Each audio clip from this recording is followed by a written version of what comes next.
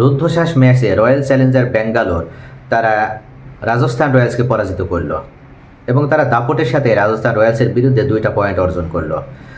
RCB royal Challenger Bangalore এর পূর্বে তারা 4 নম্বর অবস্থানে ছিল। রয়্যাল চ্যালেঞ্জার ব্যাঙ্গালোরকে পরাজিত করার মাধ্যমে তারা পয়েন্ট টেবিলে একটু তাদের উন্নতি হয়েছে, এখন তারা 3-এ অবস্থান করছে। এবার আইপিএলে অন্যতম হট ফেভারিট দল হিসেবে ধরা হচ্ছিল রয়্যাল চ্যালেঞ্জার ব্যাঙ্গালোরকে, কেননা রয়্যাল চ্যালেঞ্জার ব্যাঙ্গালোর এবার যে টিম সাজিয়েছে টিমটা অত্যন্ত ব্যালেন্স টিম মনে হচ্ছে। অর্থাৎ অন্যান্যবার দেখা যায় যে তারা বেশিরভাগ ক্ষেত্রে ব্যাটিংয়ের উপরে বেশি গুরুত্ব প্রদান করে, কিন্তু বোলিংটা তাদের যাচ্ছে তাই থাকে। এবার তারা যে টিম গঠন করেছে এখানে বোলিংয়েও একটা ভারসাম্য নিয়ে আসা হয়েছে।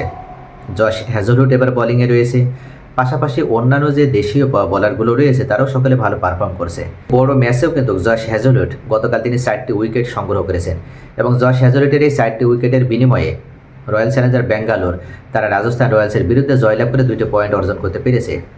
না হলে শেষের দিকে মনে হচ্ছিল যে রাজস্থান রয়্যালসই ম্যাচটা জিততে যাচ্ছে, কিন্তু রায়ান পরাগের আউট হয়ে যাওয়ার পরপরই ম্যাচটা রাজস্থান রয়্যালসের হাত থেকে রাজস্থান রয়্যালসের হাত থেকে আরসিবি ছিনিয়ে নেন। আরসিবি প্রথমে ব্যাট করতে নেমে 205 রান সংগ্রহ করে এবং একসময় মনে হচ্ছিল যে 205 রান তাদের হবে না, তবে শেষের দিকে টিম ডেভিডের ঝোড়ো ব্যাটিংয়ের কারণে শেষ পর্যন্ত আরসিবি 205 রান করতে সক্ষম হয় এবং এই রানের পেছনে অনবদ্য ভূমিকা রাখে বিরাট কোহলি। গতকালে তিনি 70 রানের একটা অসাধারণ ইনিংস খেলেছেন। তিনি 70 রান করার পর আউট হয়ে গেলেও মূলত দলের রানটাকে 205 পর্যন্ত টেনে নিয়ে যাওয়ার দায়িত্ব নেন টিম ডেভিড এবারও ভালো পারফর্ম করেছে। গতকালকের ম্যাচও তিনি অসাধারণ খেলেছেন এবং তারই অসাধারণ পারফরমেন্স কারণে 205 রান সংগ্রহ করতে সক্ষম হয় রয়্যাল চ্যালেঞ্জার ব্যাঙ্গালোর। 206 রানের টার্গেটে ব্যাট করতে নেমে নিয়মিত বিরতিতে উইকেট হারাতে থাকে রাজস্থান রয়্যালস।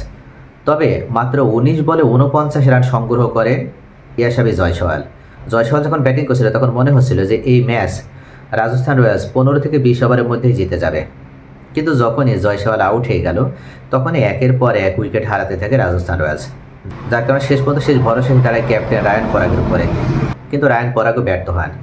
শেষের দিকে আর কোনো ব্যাটসম্যান সেভাবে নিজেদেরকে মেরে ধরতে সক্ষম হয়নি, নিজেদের নামের সাথে সুবিচার করতে সক্ষম হয়নি, যার কারণে রাজস্থান রয়্যালস 193 রানে যে তাদের থামতে হয় এবং রাজস্থান রয়্যালস 12 রানের ব্যবধানে পরাজিত হয়।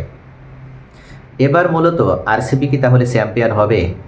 বাস্তবতা হচ্ছে আরসিবি কোয়ালিফাই করবে, এটা এক প্রকার নিশ্চিত। কোয়ালিফাই ভালো খেলার মাধ্যমে ইনশাল্লাহ এবার তারা ফাইনালে উত্তীর্ণ হতে পারবে এবং ফাইনাল ম্যাচে উত্তীর্ণ হলেই আরসিবি যেবার চ্যাম্পিয়ন হবে এবং চ্যাম্পিয়ন হওয়ার মতো অন্যতম দাবিদার, এটা এক প্রকার নিশ্চিত করে বলা যায়।